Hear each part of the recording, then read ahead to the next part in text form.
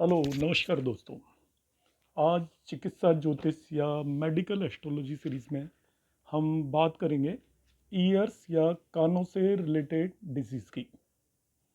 Years और कानों से रिलेटेड दो तरह की डिजीज़ होती हैं।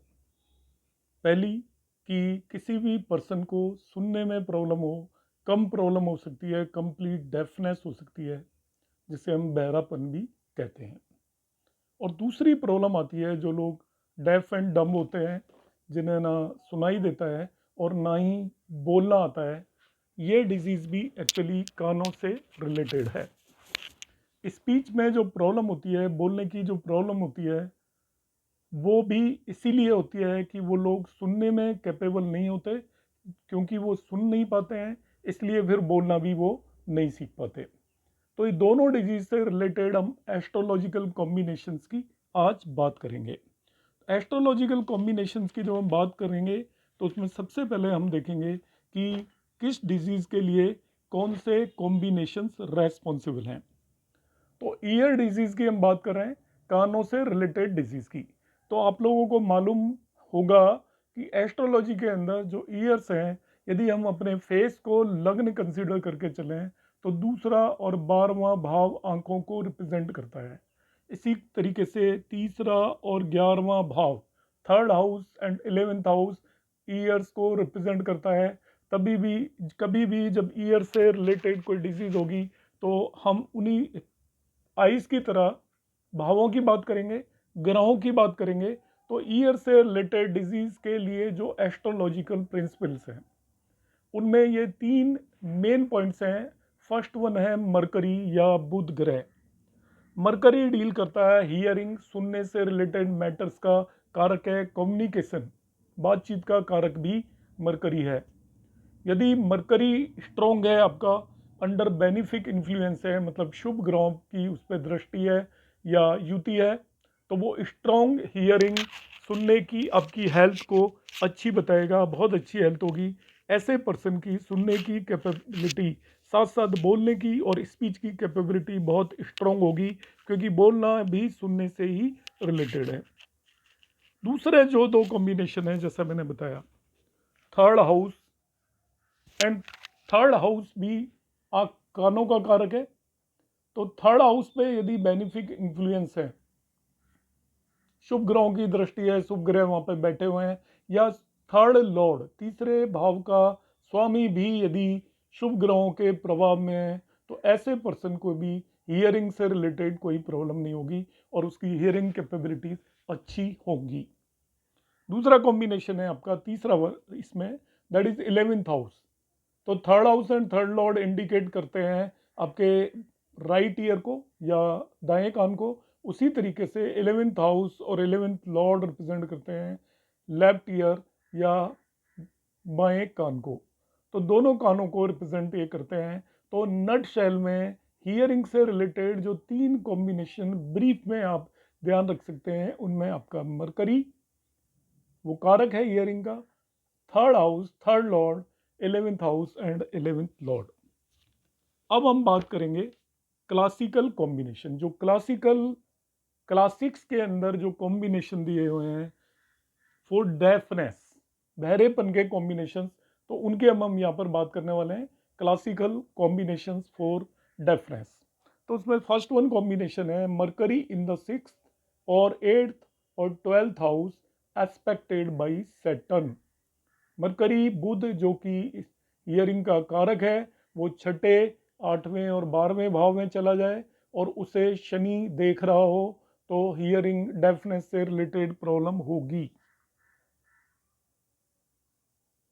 दूसरा कॉम्बिनेशन है Saturn aspecting the 6th house as well as Mercury which happens to be 6th lord. इसका मतलब क्या है कि शनि छठे भाव को देख रहा हो, साथ साथ में मरकरी को भी देख रहा हो, बुध को, जो कि खुद एक 6th हाउस का स्वामी हो, तभी भी ऐसे पर्सन को डेफनेस की प्रॉब्लम होगी। थर्ड अब कॉम्बिनेशन की बात करें, mercury in the 4th house from the Saturn and the 6th Lord is one of the त्रिक हाउसेस। मतलब मरकरी शनि से चौथे भाव में हो, शनि जहाँ भी बैठा है उससे चौथे भाव में आपका बुध चला जाए और छठे भाव का स्वामी त्रिक हाउसेज में चला जाए, तभी भी डेफनेस की प्रॉब्लम हो सकती है। फोर्थ कॉम्बिनेशन है Mercury and Venus conjoined in the 12th house led to defective hearing in the left ear. यदि बुध और शुक्र 12वें भाव में हो, दोनों कंजक्टेड हो, युति बना रहे हो 12वें भाव में, तो ऐसे पर्सन के लेफ्ट मीन्स बाएं कान के अंदर हियरिंग की प्रॉब्लम होगी, सुनने की समस्या होगी। फिफ्थ कॉम्बिनेशन है मेलिफिक लोकेटेड इन थर्ड और 11th और द फिफ्थ और the 9th house unexpected by benefic. ये इंपॉर्टेंट कॉम्बिनेशन है, बहुत ही इंपॉर्टेंट कॉम्बिनेशन है। मेलिफिक यदि थर्ड और 11 तीसरे और 11वें भाव में अशुभ ग्रह हो या 5वें और 9वें भाव में हो जाए। एक्चुअली मेलिफिक इन 3-9 एक्सिस हो गया आपका, दोनों अपोजिट हो गए एक दूसरे से। थर्ड और 9th एक्सिस राइट ईयर को एफ्लिक्ट करते हैं और फिफ्थ और 11th के एक्सिस पे यदि मेलिफिक हो 5वें और 11वें भाव में, दोनों एक दूसरे के अपोजिट हैं, तो वो लेफ्ट ईयर को डैमेज करते हैं। तो 3, 9 एंड 5, 11 एक्सिस का कॉम्बिनेशन जो लोग आचार्य के एग्जाम दे रहे हैं उनके हिसाब से बहुत इंपॉर्टेंट है। थर्ड 11th आपका राइट ईयर को, थर्ड 9 राइट ईयर को एफ्लिक्ट करता है और 5, 11 पे मेलिफिक है। एक्चुअली 5 में मेलिफिक आ गया तो भी वो 11th हाउस को एफ्लिक्ट करेगा, थर्ड में मेलिफिक आ गया तो भी वो आपका 9th में मेलिफिक आ गया तो भी थर्ड हाउस को एफ्लिक्ट करेगा। So this is a very important combination. अगला कॉम्बिनेशन भी आचार्य के स्टूडेंट्स के लिए इंपॉर्टेंट है, debilitated Venus associated with the Rahu. मतलब वीनस डेबिलिटेटेड, शुक्र डेबिलिटेड होता है आपका 6 साइन में, वर्गो साइन या कन्या राशि में, और वो राहु से एफ्लिक्ट हो जाए, एसोसिएट हो जाए, मतलब कन्या राशि के अंदर यदि शुक्र और राहु दोनों आ जाए तभी भी हियरिंग की प्रॉब्लम होगी, सुनने की समस्या आएगी। Mercury and the 6th Lord in one of the त्रिक हाउसेस एस्पेक्टेड बाई सैटर्न। तो मरकरी और छठे भाव का स्वामी यदि त्रिक हाउसेस में हो और उसे शनि देख रहा हो तो भी वो डेफनेस का कॉम्बिनेशन है। Mercury and the 6th Lord in the 4th house with Saturn occupy the लग्न। मतलब बुध और छठे भाव का स्वामी षष्ठेश चौथे भाव में चले जाए और शनि लगने के अंदर बैठा हो, तो ये भी बहरेपन का कॉम्बिनेशन हो जाएगा। Conjunction of sun and Mercury in houses 3, 6 और 11। तो देखिए सन और मरकरी तो ज़्यादातर के चार्ट में कंजक्टेड होते ही हैं, बुधादित्य योग बनाते हैं, आसपास ही होते हैं वो। यदि वो एक साथ तीसरे, छठे और 11वें भाव में हो, ये भी एक इम्पोर्टेंट कॉम्बिनेशन है, आप इजीली याद रख सकते हो, तो वो भी डेफनेस या बहरेपन का कॉम्बिनेशन बनाती है। वीनस इन द वृष और धनु लग्न and the malefic moon expecting Venus. तो वीनस या तो आपका वृष लग्न में हो या धनु लग्न में हो, और मून जो मेलिफिक है, अशुभ चंद्रमा यदि उसे देख रहा हो, तो वो भी बहरेपन का कॉम्बिनेशन है। Birth taking place at night with Venus in the 5th house and mercury occupying the 6th house. मतलब रात्रि के समय का बर्थ हो, ये इंपॉर्टेंट है एग्जाम पॉइंट ऑफ व्यू से। Birth taking place at the night, रात के समय का बर्थ हो, with Venus in the 5th and Mercury in the 6th house. मतलब शुक्र और मरकरी 5वें और छठे भाव में, दोनों शुभ ग्रह 5वें छठे भाव में और रात्रि का बर्थ हो, तभी भी वो बहरेपन का कॉम्बिनेशन है। नेक्स्ट कॉम्बिनेशन 12th आप छोड़ दीजिए, 13 में बता रहा हूँ। Moon Mars and mercury together in the Rahu Ketu axis in the 3rd और 11th हाउस। तो चंद्रमा, मंगल और बुध साथ साथ हो राहु केतु एक्सिस पर तीसरे और 11वें भाव में, तो ये भी आपका एक सीवियर डिजीज का, इंटरनल ईयर डिजीज का इंडिकेशन है, कानों के अंदर कोई भयंकर बीमारी होगी। नेक्स्ट कॉम्बिनेशन है Mercury associated with the sun in 3rd, 6th और 11th house oppose by Mars and Saturn. तो ये हमने ऊपर किया था, मरकरी बुध और सूर्य का 3, 6, 11 में भी डेफनेस का कॉम्बिनेशन है, और यदि उसको मंगल और शनि देख रहे हो तो और भी बड़ा कॉम्बिनेशन ये बन जाता है। अब हम बात करने वाले हैं दूसरा कॉम्बिनेशन, डिफेक्टिव स्पीच के कॉम्बिनेशंस की हम बात करेंगे। Children born with def and डम, इस कॉम्बिनेशन की हम बात करने वाले हैं। तो डेफ एंड डम कॉम्बिनेशन के लिए जो कॉम्बिनेशंस हैं वो यहाँ पर हैं। सबसे पहले affliction to the 3rd house और द थर्ड लॉर्ड। तो डेफ एंड डम के लिए थर्ड हाउस और थर्ड लॉर्ड का एफ्लिक्शन होना जरूरी है, जैसे मैंने पहले ही बताया।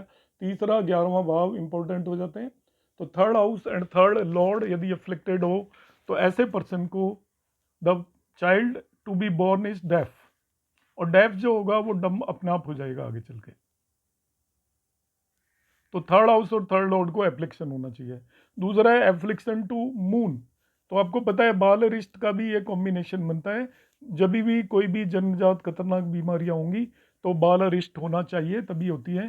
तो बाल अरिष्ट के लिए आपका मून का एफ्लिक्शन होना जरूरी है। So affliction to the moon in a chart indicate बाल अरिष्ट। तो बाल अरिष्ट योग यदि हो रहा हो तो उसमें भी आपकी ये बीमारी हो सकती है, उसको जन्मजात बहरा हो सकता है बच्चा, जिससे आगे चल के वो गूंगा भी हो जाएगा। देन नेक्स्ट कॉम्बिनेशन है affliction to eighth house and eighth Lord.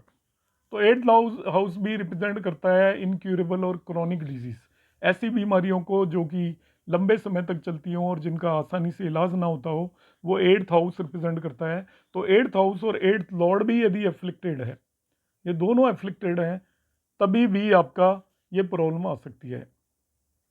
इसमें एफ्लिक्शन में एट्थ लॉर्ड यदि आपका एसोसिएटेड हो जाए थर्ड हाउस या थर्ड लॉर्ड से, तभी भी इस तरीके की प्रॉब्लम आएगी। एट्थ लॉर्ड एसोसिएटेड हो जाए with the third house and third Lord. Next one importance है आपका राहु केतु एक्सिस की इंपॉर्टेंस है। तो राहु केतु एक्सिस भी आपका एडजस्टेंट हो थर्ड हाउस या थर्ड लॉर्ड के आसपास हो, तीसरे घर या तीसरे घर के स्वामी के आसपास हो, लेकिन लाइक दूसरे भाव में हो जाए, 12वें भाव में हो जाए, इस तरीके से थर्ड हाउस और थर्ड लॉर्ड के यदि वो आसपास हो, मतलब थर्ड लॉर्ड जहाँ भी है उससे एक घर पीछे एक घर आगे, या थर्ड हाउस से एक घर पीछे एक घर आगे यदि वो बैठा हुआ है एक भाव, तभी भी वो आपका एफ्लिक्शन दे सकता है, डेफनेस दे सकता है जन्मजात। और लास्ट इसमें कॉम्बिनेशन है द दशा स्कीम। हर चीज़ में दशा स्कीम का बहुत ज़्यादा रोल होता है। M D A D P D at the birth are generally adverse and related to third house और third lord in most cases. जो जन्मजात बहरे बच्चे होते हैं उनकी एम डी ए डी या पी डी का तीसरे घर या तीसरे घर के स्वामी से कोई न कोई लिंक होता है। थर्ड हाउस या थर्ड घर के स्वामी से किसी न किसी तरीके का लिंक होगा। तो ये 5 कॉम्बिनेशन है जिन्हें मैं फिर से रिपीट कर देता हूँ। जन्मजात बहरेपन, और ऐसे बच्चे गूंगे और बहरे भी होते हैं आगे, डेफ एंड डम। तो फर्स्ट वन एफ्लिक्शन होना चाहिए थर्ड हाउस और थर्ड लॉर्ड का। सेकंड वन होना चाहिए एफ्लिक्शन ऑफ द मून, जिसे हम बाल अरिष्ट बोलते हैं। तीसरा आपका होना चाहिए affliction to eighth house and eighth lord. चौथा होना चाहिए इंपॉर्टेंट राहु केतु एक्सिस बिल्कुल तीसरे घर के आसपास होना चाहिए, थर्ड लॉर्ड के आसपास होना चाहिए। और दशा स्कीम, दशा जन्म के समय थर्ड हाउस या थर्ड लॉर्ड से रिलेटेड होनी चाहिए। अब इसके हम कॉम्बिनेशंस की बात कर लेंगे।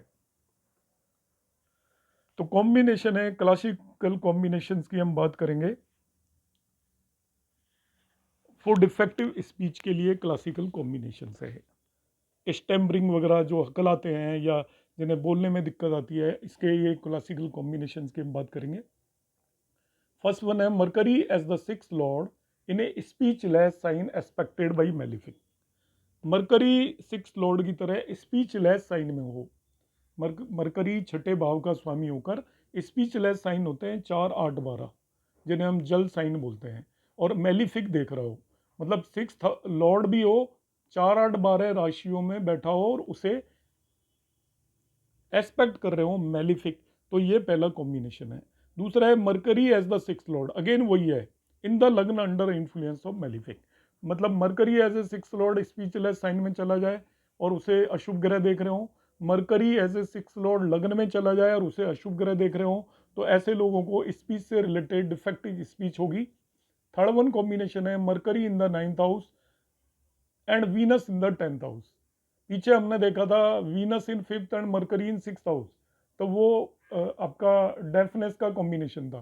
No Mercury in the 9th house and Venus in the 10th house, ये कॉम्बिनेशन है फॉर स्टैम्बरिंग, हकलाने का, जो हकला के लोग बोलते हैं उसका कॉम्बिनेशन है Mercury in the 9th house and Venus in the 10th house. Next है आपका malefic in 4, 8, 12, the moon in रशांता in worse expected by malefic. तो इसमें आप रशांता पे जाने की जरूरत नहीं है। मेलिफिक यदि आपके स्पीचलेस साइन में हो तभी भी वो आपका डेफनेस का कॉम्बिनेशन बनाते हैं। फिफ्थ कॉम्बिनेशन की हम बात करेंगे, Lord of second house with Jupiter in eighth house. यदि सेकंड हाउस का लॉर्ड, क्योंकि सेकंड हाउस स्पीच को रिप्रेजेंट करता है, ध्यान रखना, एट्थ हाउस में जुपिटर के साथ चला जाए, गुरु के साथ सेकंड हाउस का लॉर्ड एट्थ हाउस में चला जाए तो वो भी डिफेक्टिव स्पीच को रिप्रेजेंट करता है। लास्ट कॉम्बिनेशन है full moon associated with Mars in the लग्न। फुल मून का मतलब पूर्णमासी के दिन यदि लग्न के अंदर चंद्रमा बैठा हो और उसके साथ मंगल हो तो वो भी डिफेक्टिव स्पीच को रिप्रेजेंट करता है। तो इस तरीके से फ्रेंड्स हमने आज की क्लास में डिस्कस किया हियरिंग से रिलेटेड कॉम्बिनेशंस। तो हियरिंग से रिलेटेड कॉम्बिनेशंस को आप बेसिक कंसेप्ट याद रखेंगे। हियरिंग से रिलेटेड आपके जो हाउसेज होते हैं वो थर्ड और 11th हाउस होते हैं, तो जो हाउस हैं उनके लॉर्ड भी आपके उससे रिलेट हो जाएंगे। दूसरा जो हम बेसिक कॉम्बिनेशन याद रखेंगे कि उसका ग्रह बुध होता है या मरकरी होता है, तो इन पे एफ्लिक्शन होगा, तो हियरिंग से रिलेटेड और स्पीच से रिलेटेड प्रॉब्लम आएंगी। स्पीच का कारक भी बुध है। अब दूसरी जो आप चीज़ ध्यान रखेंगे कि जन्मजात कोई भी बीमारी होती है तो उसमें एक दो कॉम्बिनेशन आप हमेशा रख सकते हैं कि जन्म के समय जो दशा चल रही होगी उस बीमारी से रिलेटेड हाउस या उसके लॉर्ड से रिलेटेड होगी। बाल और इसका कॉम्बिनेशन बन रहा होगा जन्मजात डिजीज में, चाहे किसी भी तरीके की डिजीज हो। एट्थ हाउस और एट्थ लॉर्ड भी एफ्लिक्टेड होगा क्योंकि वो भी आपका लंबे समय तक चलने वाली बीमारियों का कारक होता है। तो आई होप आज का आपको वीडियो मेरा अच्छा लगा होगा। यदि आपको अच्छा लगा हो, पसंद आया हो, तो आप इसे लाइक और शेयर कर सकते हैं। अपने सुझाव मुझे लगातार देते रहें जिससे कि मैं और नए वीडियोस लेकर आया हूँ। मेरे जितने भी वीडियोस हैं वो स्टूडेंट्स की डिमांड्स पर ही मैं लेकर आता हूँ और मेरा ऑब्जेक्टिव फैक्ट बेस्ड है। मैं कोई भी अपने खुद की थ्योरीज उसके अंदर बिल्कुल भी नहीं देता हूँ।